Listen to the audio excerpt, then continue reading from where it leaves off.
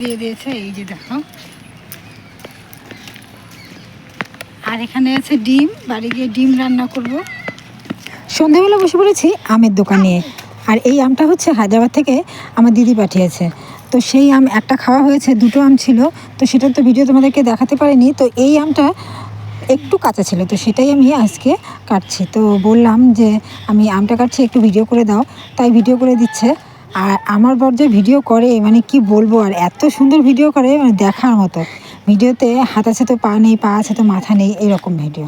তো যাই হোক, এই যে আমটা কেটে নিলাম। আর আমটা এত টেস্টি ছিল, ভিতরে আমের আটিটা একদমই ছোট্ট ছিল, মানে বলার মতো না, এত ছোট ছিল। খেতেও খুবই টেস্টি ছিল। আর আমার ছেলেও আম খায় না, কিন্তু ওর আমটা এত ভালো লেগেছে, এই আমটা খেয়েছে। আর আমার ছেলে কিন্তু গলা গলা কোনো জিনিসই পছন্দ করে না, ওর একটু শক্ত জিনিস পছন্দ। তো ও সেজন্য আমটা খেয়েছে, শক্ত শক্ত ছিল। আর তারপর দেখো, আমি ওর বই খাতাগুলো গুছিয়ে রাখছি। রাত্রেবেলায় সব গুছিয়ে রাখলে সকালবেলা আর সেরকম চাপ থাকে না। তো সেই জন্য রাত্রেবেলায় সব বই খাতা গুছিয়ে রাখছি। আর পড়তে বসে এই দেখো, সব রুল পেন্সিল দিয়ে ফুল আর্ট করে রেখেছে। আর যখন স্কুলে যাবে তখন দেখবে ব্যাগের মধ্যে একটা রুলও নেই। আমি বের করে সব বক্সের ভিতরে ঢুকিয়ে রেখে, এই যে বক্সের ভিতরে ঢুকালাম, ঢুকিয়ে ব্যাগে রেখেছিলাম। কিন্তু সকালবেলা উঠে ও কখন যে ব্যাগে করে নিয়েছে, আর স্কুলে গিয়ে রুল পেন্সিল ছিল না। দিদিমণি আমাকে বললো যে ওকে রুল পেন্সিল দাও না। তা আমি তো প্রত্যেক দিনই দেই, কিন্তু বাচ্চারা যদি এরকম দুষ্টামো করে তাহলে বলো কার ভালো লাগে। তারপর নিয়ে চলে এলাম। আর স্কুলে তো রুল পেন্সিল থাকে দু একটা, তো সেই জন্য এক্সট্রা আমি আবার ব্যাগেও ভরে দিই। তো সব কাজকর্ম সেরে এখন আমি চলে যাব। আজকে কিন্তু রাত্রেবেলা আমি একটা স্পেশাল জিনিস বানাবো।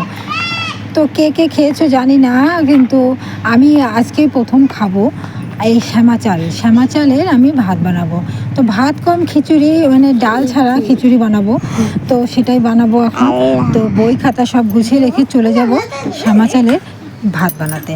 আর তার জন্য আমি দেখো কতগুলো সবজি কেটে নিয়েছি, এই সবজি দিয়েই ভাত বানাবো। এটা এনেছিলাম একাদশীর জন্য। তো একাদশীতে সবাই বলেছিল যে শ্যামা চালের নাকি ভাত বানিয়ে খাওয়া যায়, কিন্তু আমি ইউটিউবে দেখেছি যে শ্যামা চাল পঞ্চশস্যের মধ্যে পড়ে, তাই শ্যামা চালের ভাত নাকি খেতে হয় না।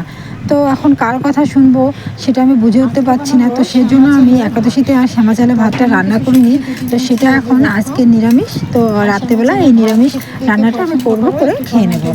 আর শ্যামা চাল আমারও মনে হয় শ্যামা চাল পঞ্চশস্যের মধ্যেই পড়ে। শ্যামা চাল আসলে কাউন থেকে মনে হয় এটা কাউনের মতোই লাগছে, কাউনের চাল। তো কে কে খেয়েছো বা কে খাওয়া যায় কি না অবশ্যই আমাকে একটু কেউ জানলে কমেন্ট করে জানাবে, আমি ঠিকঠাক জানি না। তো দেখো, তার জন্য আমি কড়াই দিয়ে দিচ্ছি তেল। আর একটু যাতে ঝাল ঝাল হয় তার জন্য দুটো লঙ্কাও দিয়ে দেবো তেলের মধ্যে, তাহলে একটু ঝাল ঝাল হবে। ঝাল তো কেউ খেতে পারে না, আমার শাশুড়ি মাও খায় না, আমার ছেলেও খায় না, আর আমার ছেলে তো খিচুড়ি মুখেও তুলবে না। তবুও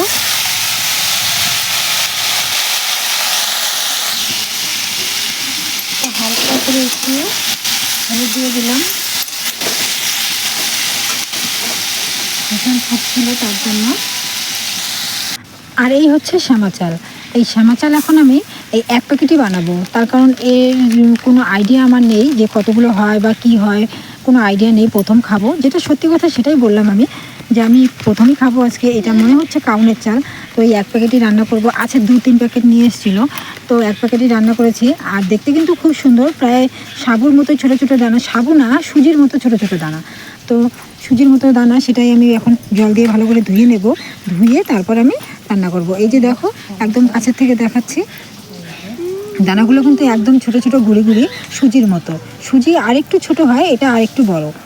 আর খিচুড়ি বলতে ভাতই বানিয়েছি, একটু হলুদ দিয়েছি হালকা করে, তেলটা ভীষণ ফুটছিল। তেলের মধ্যে হলুদ দিলে তো একটু তেলটা ফোটা কম হয়, তো সেই জন্য সবজিগুলো ভাজার জন্য আমি হালকা করে একটু হলুদ দিয়েছিলাম। খেতে কিন্তু মোটামুটি টেস্টি লেগেছিলো, ভালোই লেগেছিলো, খুব খারাপ একটা লাগেনি, বেশ ভালোই লেগেছিলো। ঘি দিয়ে রান্না করেছিলাম, সুন্দর লেগেছিলো। আর আমার ছেলে কিন্তু খায়নি। তারপরে দেখো, আমি এটাকে ভালো করে ধুয়ে নিচ্ছি। আর ইউটিউবে অনেক কিছুই দেখা যায়, কেউ বলে এটা করো, কেউ বলে ওটা, কেউ বলে এটা করো। আসলে সত্যি কথাটা কার কাছ থেকে শুনবো বা কার কাছ থেকে জানবো সেটাই বুঝে উঠতে পারছি না। আমি কিন্তু সবসময় ঠাকুরের বিষয়ে ইস্কনের ভিডিও দেখি। তো ইস্কনের ভিডিওতে দেখেছিলাম যে শ্যামা চাল খাওয়া যায় না, তো সেই কথাই মেনেছি, শ্যামা চাল খাইনি। আর তার জন্য আজকে রান্না করছি। আর এই যে চালটা দিয়ে আমি সবজিটা একটু ভালো করে ভেজে নেব, ভেজে নিয়ে তারপরে আমি জল দিয়ে দেবো এর মধ্যে। আর তারপরে দেখো বন্ধুরা, প্রত্যেক দিন সকালবেলা তো তোমাদেরকে দেখাই যে 2-4টে বাসন থাকে, কিন্তু রাত্রেবেলা যে আমি কত বাসন মাজি সেটা তোমাদেরকে হিসাব বলে বোঝাতে পারবো না। এই যে দেখো, এক পালা বাসন হয়ে আছে, চায়ের বাসন, কেউ দুধ চা খেয়েছে, কেউ লাল চা খেয়েছে, তার বাসন সব জমে আছে। এই বাসনগুলো আমাকে মাজতে হবে। আর প্রচণ্ড হাওয়া দিয়েছে, বসে আছি মানে আমার ঘরের পিছন না, সামনটাতে বসে আছি, প্রচণ্ড পরিমাণে হাওয়া দিচ্ছে, খুব ভালো লাগছে। আজকে ওয়েদারটাও খুব সুন্দর, সেখানে বসে ভয়েস ওভার দিচ্ছি, তার জন্য হয়তো তোমাদের ভয়েসে হাওয়ার শব্দটা ভেসে আসবে, কিছু মনে করো না। তার কারণ ঘরের ভিতরে আমি ভয়েস ওভারটা দিতে পারি না, আমার ছোট বাচ্চা থাকে, সে বাচ্চা আওয়াজ করে, তো সেই জন্য আমি ভয়েস ওভার দেওয়ার জন্য একটা নিরিবিলি জায়গায় আসি। সেটা হলো আমার এই ঘরের সামনটাতে, বাগানটাতে বসলে খুব সুন্দর লাগে, আর আর ভয়েসেও একদম ক্লিয়ার আসে। তারপর দেখো, আমাদের 3জনের জন্য কিন্তু 3 থালা আমি এই ভাত বেড়ে নিয়েছিলাম। আর পরের দিন সকালবেলা ঘুম থেকে উঠে 4-5 দিন কি সুন্দর রৌদ্র দিল, তারপরে শুরু হয়ে গেল বৃষ্টি, আবার সেই আগের স্যাঁতস্যাঁতানো দিন চলে আসলো। আর সকাল থেকে বৃষ্টি পড়ছিল, তার জন্য আমি সকালবেলা উঠিনি, উঠে আবার বসেছিলাম বিছানায় শুয়ে ফোন দেখছিলাম একটু। ফোন দেখে এই যে, আর কতক্ষণই বা ফোন দেখবো, ছেলের স্কুল আছে। এই বৃষ্টি দেখে তো ভেবেছিলাম যে আজকে স্কুলে পাঠাবো না, কিন্তু একটু পরে দেখি না এটা জোরে বৃষ্টি, না এটা আস্তে বৃষ্টি, মানে করে পড়ছে। আর এই বৃষ্টিতে যদি স্কুল বাদ দেয় তাহলে তো স্কুল কামাই হবে, তো সেই জন্য আমি স্কুলটা মিস করলাম না। আর স্কুলের টাইম 8টা হতে হতে বৃষ্টিটা অনেকটাই কমে গেছিলো, তো আমি উঠলাম, উঠে এই যে কাজবাজ শুরু করে দিলাম।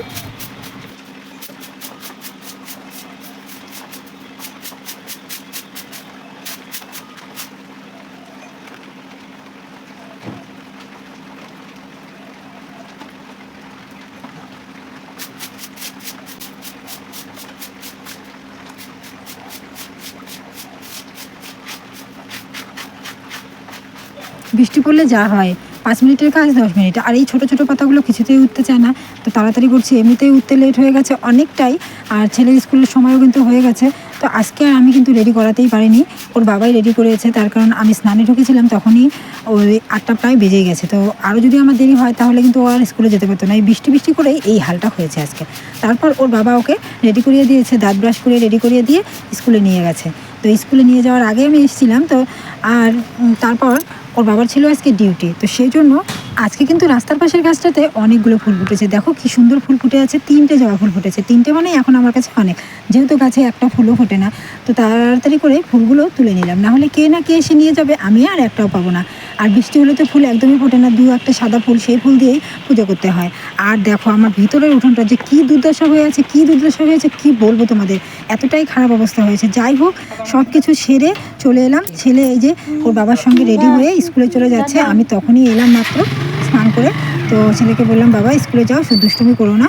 আর ওর বাবার ছিল যেহেতু ডিউটি, তো বাবা নিয়ে যেতে চাইছিল না, ও ড্রেস পরে স্কুলে যেতে চায় না। তো আমি বললাম একটু নিয়ে যাও, আমি যদি নিয়ে যাই তাহলে তো আমার আরও অনেকটাই লেট হয়ে যাবে, স্কুল আছে, তারপর পুজো দেবো, রান্না করবো, ছেলেকে নিয়ে আসবো, তাহলে আমার কতটা প্রেশার পড়বে।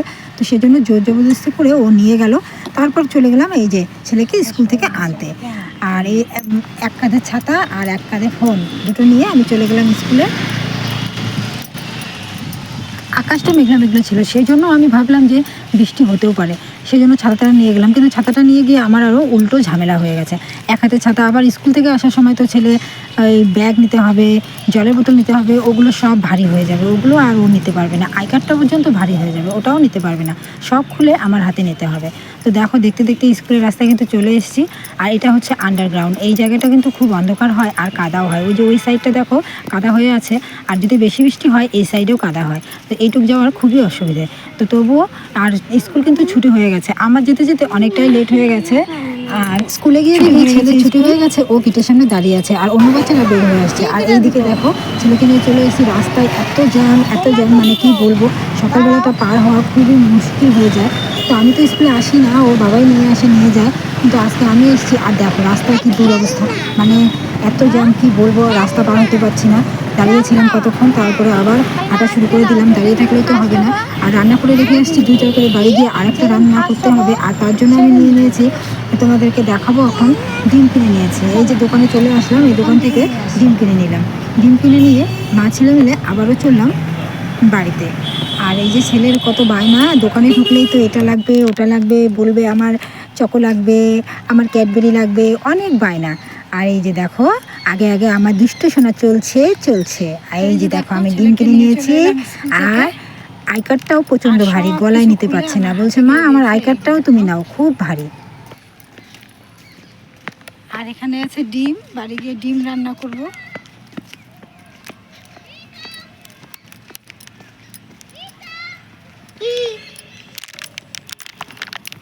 বাবা দৌড়াস না, পড়ে যাবি। পড়বি। আজকে স্কুলে কি কি পড়ালো? স্কুলে কি কি পড়ালো? বাড়ি গিয়ে বলবি। দৌড়াস না, পড়ে যাবি। বাড়ি গিয়ে আগে একটু খাবো, খিদে পেয়েছে প্রচণ্ড।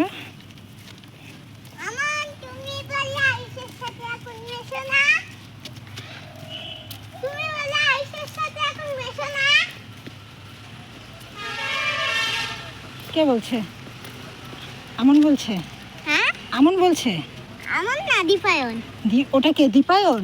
ওইটা আমন। ও চলো। মনে হয় কি সকালটা না হলে বুঝি খুব ভালো, তো ব্যস্ত। কোথায় কোথায়? আর দেখো এই গভীর জঙ্গলের মধ্যেও কর্ম কি জিনিস। এই গভীর জঙ্গলের মধ্যে ওই যে দেখো শাক তুলছে, মানে এত জঙ্গল হয়েছে, সাপ পোকামাকড় কোনো কিছুরই ভয় করছে না, এত জঙ্গলের ভিতরে ঢুকে শাক তুলছে। এটাই হচ্ছে জীবিকা। ও একাই ওর সংসারের মানে কাজের লোক। ওর বাবা নেই, মা আছে, তো মা করতে পারে না, তো ওকেই সংসার চালাতে হয়। এই জন্য প্রত্যেক দিন ঢেঁকি শাক তুলে সংসার চালায়, এত কষ্ট করে সংসার চালায় ও। তারপর দেখো বাড়ি এসে খাওয়া দাওয়া করে একটু রেস্ট নিয়ে তারপর আমি কিন্তু ডিমের কারিটা বসিয়ে দিয়েছি। আজকে আর ঝোল করব না, একদম মাখো মাখো টাইপের করব।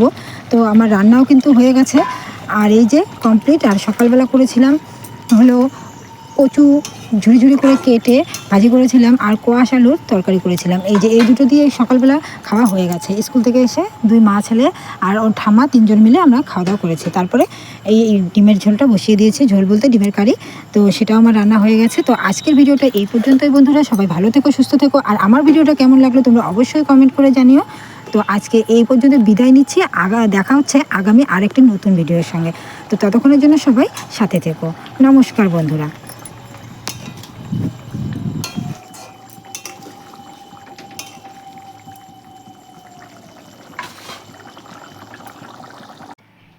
ডিমের ঝোলের কালারটা কিন্তু খুব সুন্দর হয়েছিল, আর খেতেও কিন্তু টেস্টি হয়েছিল।